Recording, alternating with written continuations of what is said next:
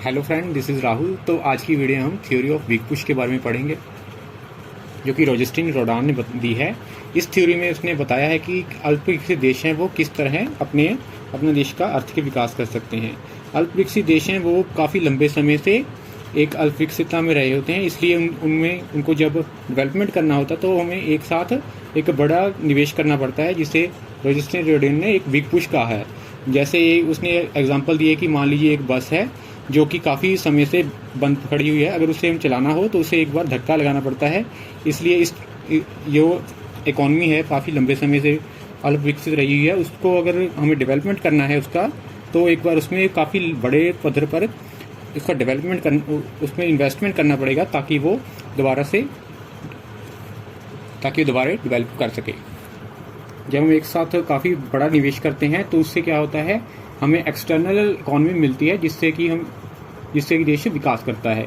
इसके लिए रॉजस्टीन रोडान ने बताया है कि हमें इंडिविजिबिलिटी मिलती है, जिसके बारे में हम डिटेल में पढ़ते हैं। हमें 3 तरह की इंडिविजिबिलिटी मिलती है। सबसे पहली है इंडिविजिबिलिटी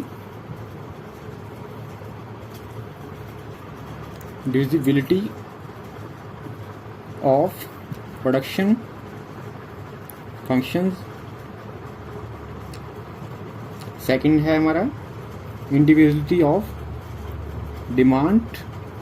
थर्ड है इंडिविजुअलिटी ऑफ सेविंग्स।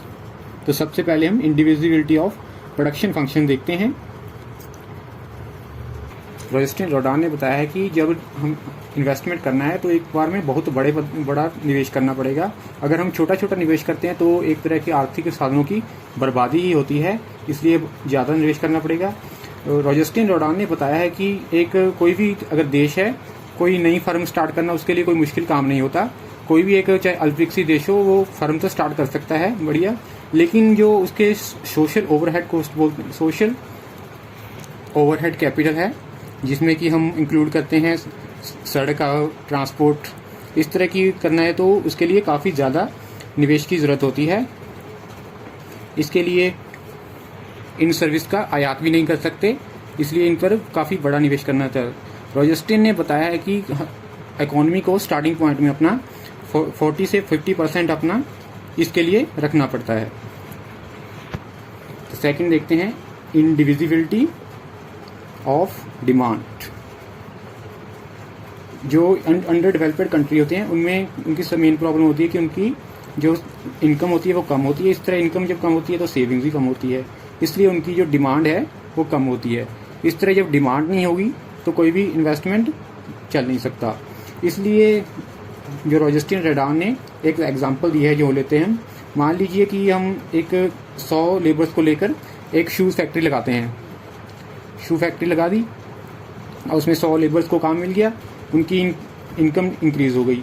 तो वो इनकम क्या करेंगे, सारी की सारी इनकम अपनी शूज़ पर तो खर्च नहीं करेंगे, इसलिए अपनी इनकम का वो थोड़ा सा हिस्सा इस पर खर्च कर देंगे और बाकी का जो शू में इंडस्ट्री में प्रोडक्शन हुआ है वो बिकेगा नहीं। जब सोल्ड नहीं होगा तो ये इंडस्ट्री बंद करनी पड़ेगी।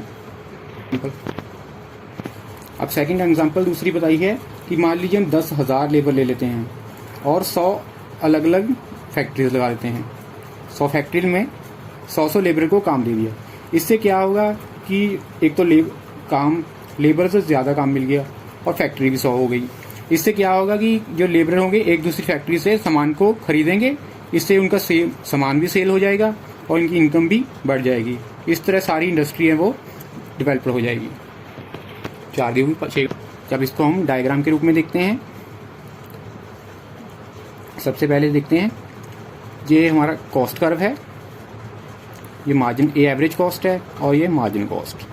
जब हमने पहली फैक्ट्री लगाई थी जिसमें 100 लेबर को काम मिला था, तो इस टाइम ये एवरेज रेवेन्यू और मार्जिन रेवेन्यू, AR जिसको हम डिमांड कर्व बोलते हैं, और ये MR हमारा। आपने पिछली वीडियो में देखा होगा कि जो इक्विलिब्रियम पॉइंट होता है margin revenue equal to margin cost, और सेकंड होता है MC curve cuts MR from below. हमारा ये इक्विलिब्रियम पॉइंट हो रहा है। इस तरह हम देख रहे हैं कि यहाँ पे हमें इतना ये लॉसेस हो रहा है। अगर इतना लॉसेस होगा तो लॉन्ग रन में ये फर्म है वो बंद करनी पड़ेगी। अब हम ये 10,000 लेबर को 100 फैक्ट्री लगाई तो इनका जो डिमांड कर्व है इंक्रीज होकर यहाँ पे आ जाएगा। इस तरह क्या होगा, अब हमारा इक्विलिब्रियम पॉइंट ये रहा, इससे जो हमारा सुपर नॉर्मल प्रॉफिट है वो इतना हो रहा है, ये हमारा सुपर नॉर्मल प्रॉफिट है। इस तरह सुपर नॉर्मल प्रॉफिट होने से डिमांड इंक्रीज हुई है, सुपर नॉर्मल प्रॉफिट हो रहा है, तो मतलब जो इंडस्ट्री है वो डेवलप हो गई है। तो अब हम देखते हैं रोल ऑफ बैंक्स। जो इसमें रोजेस्टीन रोडान ने बताया कि जो अंडर डेवलप्ड कंट्री होते हैं उसमें सेविंग्स की कमी होती है, इसलिए सेविंग्स की कमी होने के कारण जो सेव नहीं कर पाते, तो रोजेस्टीन रोडान ने बताया कि इसलिए इन कंट्रीज़ में बैंक्स को खोलना चाहिए। अगर हम बैंक्स को खोलेंगे तो लोग अपनी सेविंग्स को बैंक्स में जमा करवाएंगे, और डेवलपमेंट करने के लिए सेविंग्स का बहुत ही योगदान होता है। अब नेक्स्ट हम देखते हैं रोल ऑफ गवर्नमेंट। हमें स्टार्टिंग में बहुत ज़्यादा निवेश की ज़रूरत पड़ती है, और इस टाइम क्या होता है, सब सेविंग्स भी ज़्यादा नहीं होती, तो इसलिए सरकार का रोल बनता है कि वो स्टार्टिंग में खुद निवेश करे।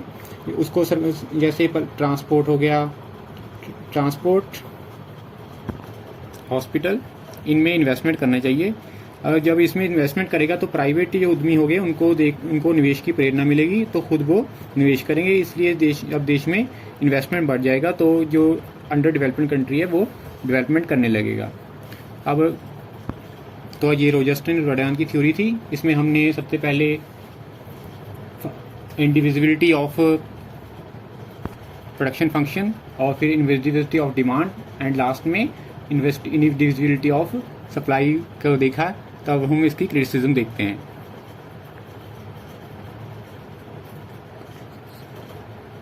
सबसे पहली है इग्नोर्स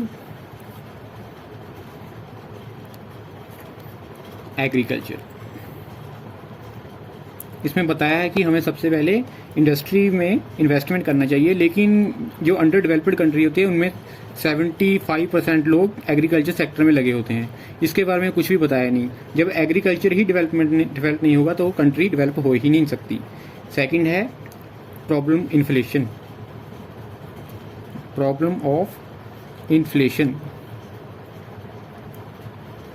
जब हम स्टार्टिंग में बहुत ज़्यादा निवेश करेंगे गवर्नमेंट की तरफ से, जैसे किया है, तो इससे क्या होगा कि लोगों की इनकम बढ़ जाएगी, लेकिन सप्लाई नहीं बढ़ेगी।